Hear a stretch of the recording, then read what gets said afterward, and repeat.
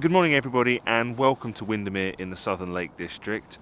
It's about 7:45 now, the sun should be rising, but as you can see we've got a heavy bank of cloud and that's going to snuff out any chance that we've got of a sunrise. But what I thought I would do today is give you a little bit of a behind the scenes look at how I produce these videos, and I'm going to talk a little bit about some of the tips and tricks that I use to create videos that you might want to use should you consider starting your own YouTube channel. Right, I'm not alone this morning. I've got my mate Tom with me. Hello Tom. Hello. All right, and if you've been watching this channel for a while, you'll know Tom because he's been in a few videos, but if you don't, let me just explain. Tom's an old school friend. We went to school together back in the 90s and we reconnected about 4 years ago over landscape photography. The 80s. Bit of the oh no, it was university in the 90s. University in the 90s. And so what Tom's going to do today is he's appeared in some of these videos before, and it's been me filming him. And now he is going to go off and have a go at vlogging for himself. So how do you feel about that, Tom? Well, I'm extremely excited. Are you really? Chris, I don't know if to talk to your viewers or to you. This is a whole new thing. Well, I think it's a very exciting opportunity. I started photography because I thought this country of ours is a beautiful place to walk, and then I thought, hey, I might as well take a few pictures along the way, and now I'm getting to video this whole experience. Absolutely. And why would somebody like you want to get into doing videos on YouTube? Well, I've watched a few of them. People like yourself, Chris, and other people who we're not going to name check. There's only one true vlogger in Britain. It's a great way to see both how people are taking photographs as well as the scenery that this country can offer. So I thought I'd have a dart at bringing some of my wit, repartee and terrible photographs to your viewers and see how I get on. And you never know, I might then have a go myself. You heard it here first. Yeah. It's not a promise though.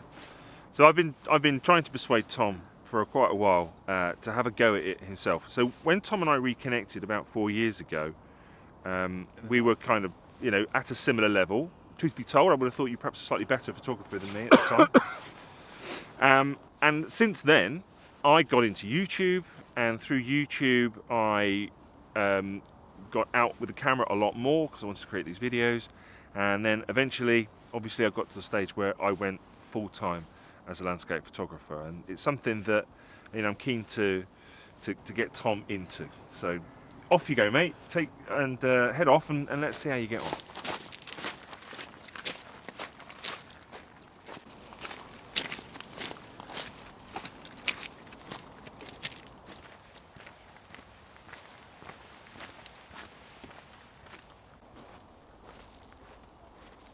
I've left Tom alone so that he can concentrate, and I've come a little bit further up the beach. And I now want to share with you some of the advice that I gave to Tom about creating these videos.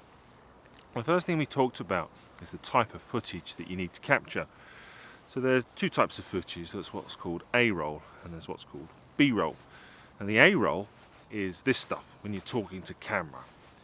And the advice I've given to Tom is to try and keep that short. You don't want to ramble on too much, otherwise it gets a bit boring. You end up repeating yourself. And the second type of footage is B-roll, and that's what's supplementary footage, and it's there to illustrate what you're talking about and also to provide transitions. So for example, that footage there where you were watching me walking, that's a trick that we use to move us from one location to another. The showing of it, obviously not the walking bit. I'm sure you understand what walking is. Now when you're putting these videos together, what we're actually trying to do is to tell a bit of a story. And it's useful to have that story structure in mind. And so a story breaks down into essentially three parts. You have the beginning, the middle and the end, or what's known as the setup, the conflict and the resolution. And so in our case, in the landscape photography genre on YouTube, our stories can be very, very simple. So a basic story for one of these videos might be, the setup would be, where are you? What are you hoping to achieve? What do you want to take a picture of? A conflict is going to be all of the problems that you come across. So for example, you might be coming down to shoot some reflections, but you find that it's too windy and there aren't any reflections. And then the final piece of the resolution is, how did you overcome those problems? And what was the end result? And you happy with that end result? So with that in mind, I shall leave you in Tom's capable hands, and we'll see how he got on with this vlogging malarkey.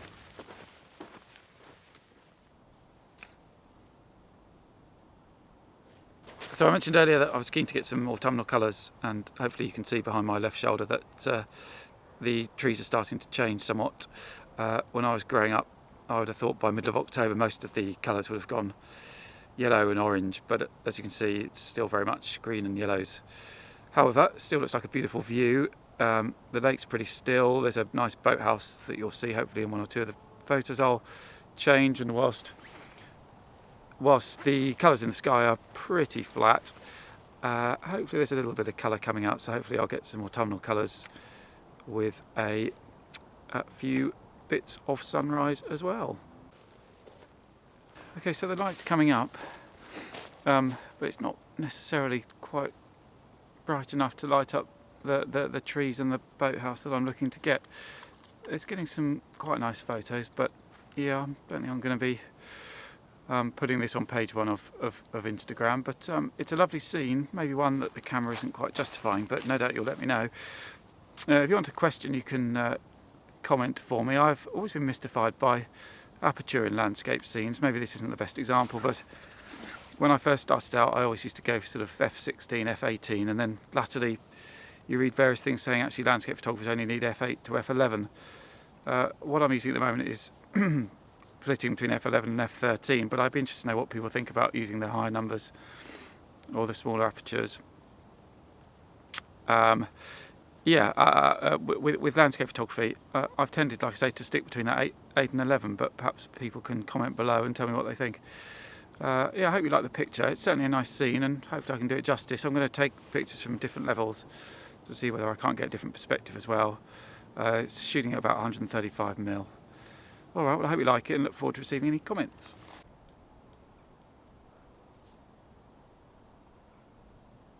I imagine some of you might be looking at this scene wondering what some of the trees are. I've done some in-depth research, and as an arboreal tree realist, I thought I'd just talk you through some of the trees. What we've got is a green one, and then there's an orange one and a yellow one, and then if you look over here there's actually a tall green one. So I hope that really brings you a flavour of some of the diverse treeology stuff that the Lake District brings. Great. Whilst the overhead conditions are still a little bit cloudy, the light's coming up, which hopefully you can see, and we're getting some good reflections over here, which is creating some really great vistas, not least because of all the beautiful autumnal colours. So I'm going to start to head round that way and see what else I can shoot. But yeah, whilst it's probably still a morning for swing bowling, it's producing some really nice scenery.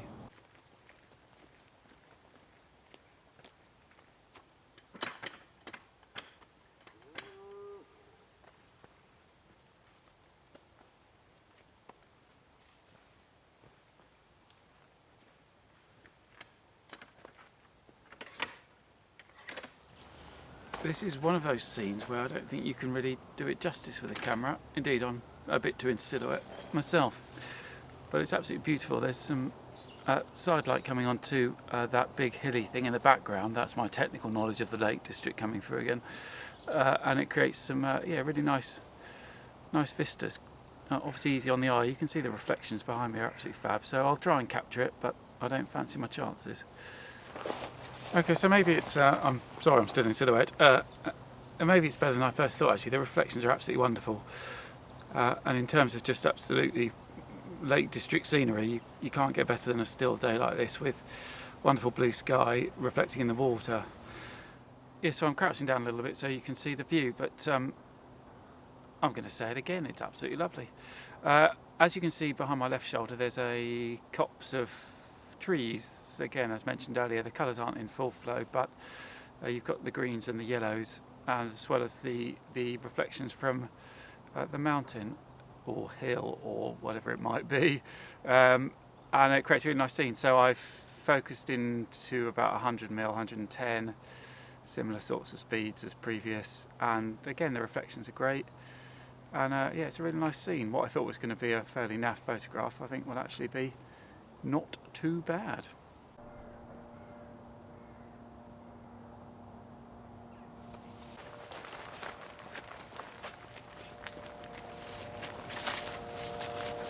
Welcome back to Lake Windermere for the third time today.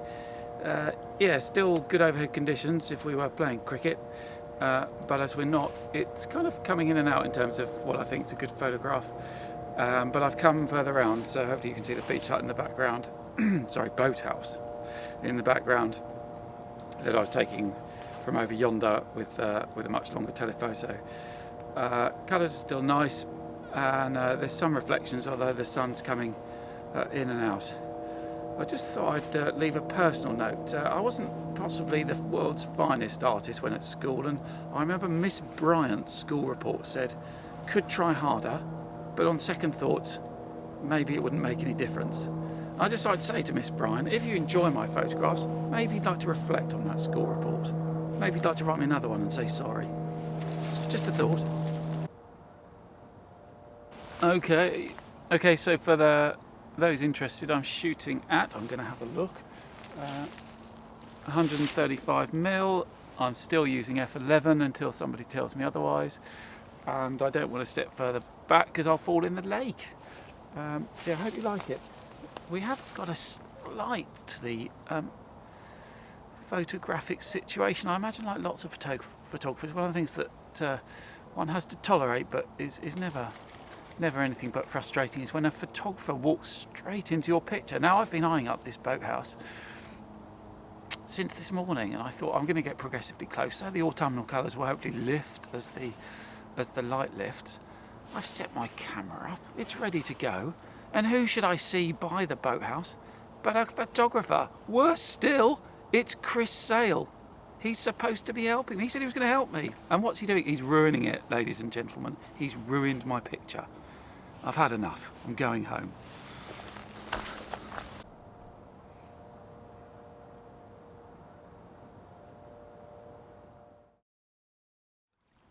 So there you go, Tom's first ever solo vlog. What did you make of it? I thought it was pretty good for a first effort.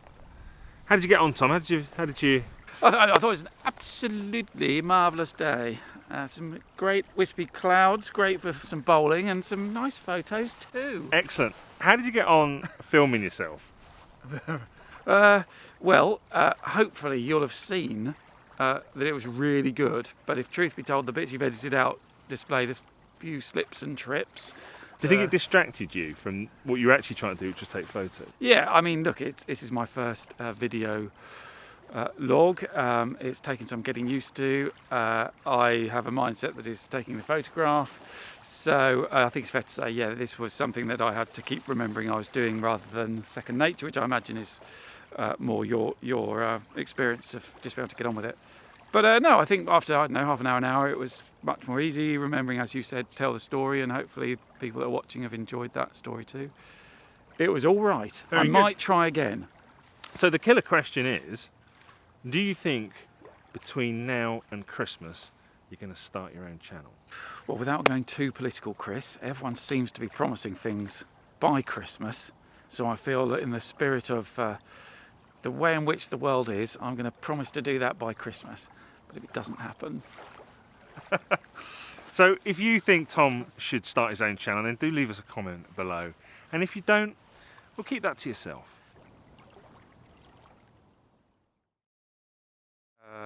28-300 Canon lens to try and condense this light. That's not going to work, is it? The trees are creating some really nice, equilateral reflection. I can't even speak. That's nonsense. It's still pretty nice. The cloud's gone a bit, and sorry, there we go.